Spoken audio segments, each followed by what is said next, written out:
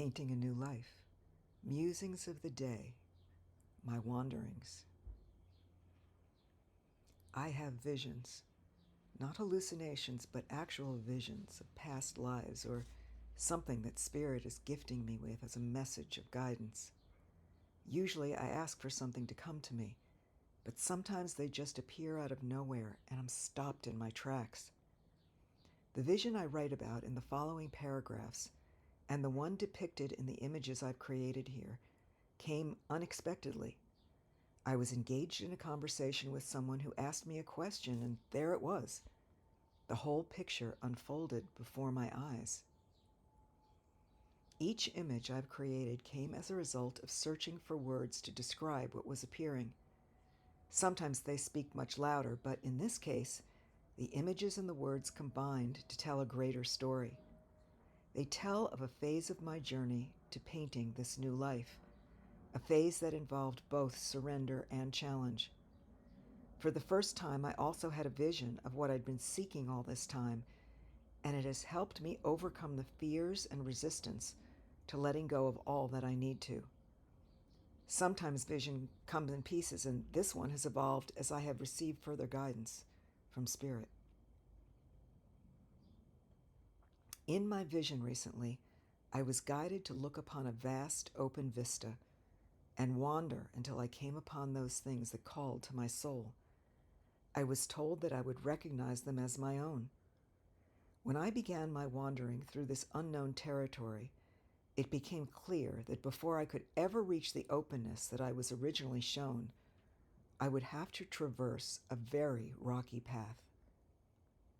There would be trials and challenges along the way.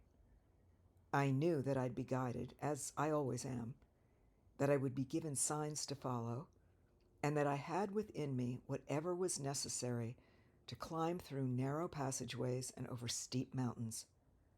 I've done it all my life, but this was different from all the other journeys I'd been on because I knew, without a doubt, that there was something waiting on the other side worth every challenge I had to meet along the way. A deep woman has to keep going deeper, deeper and deeper into her sacred core until the purity is restored there. She has to pull out all the old magic that has been forgotten and disused. She has to walk a path of stones before she comes to her fresh garden. She has to remind her beleaguered heart that the wisdom lies in her body, her feelings, and her never-ending flowing cycles of energy. She has to rise above her weariness again and again and again. She has to persevere, remain, and stay alive even when she wants to leave. She has to keep going every day, every hour, every breath. Written by Sophie Bashford. With each step, the challenges on my journey back to myself seemed to grow in intensity.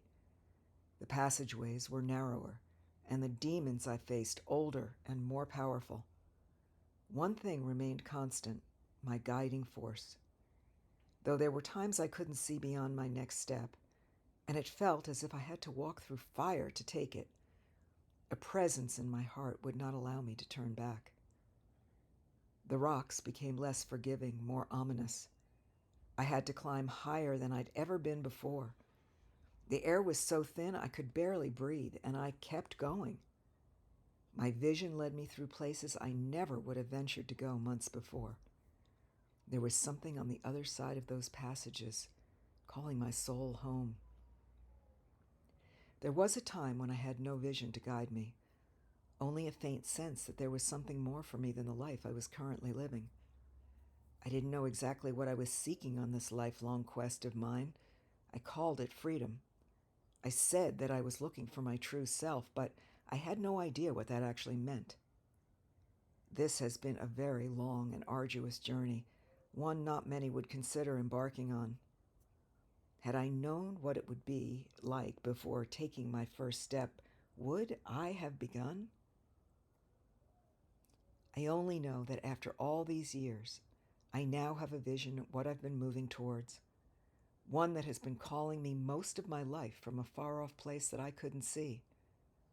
I have a vision so powerful that I am willing to take those last steps to embody it fully. These wanderings have led me to the edge of myself. I can see myself off in the distance, waiting for me to take those final few leaps, waiting for me to free myself to be who I've always been in my heart and soul, waiting for me to be ready to spread my wings and fly, waiting for my metamorphosis. In my following journal entries, you will read more about the metamorphosis I mention here. These wanderings are not over. There is so much more to the story.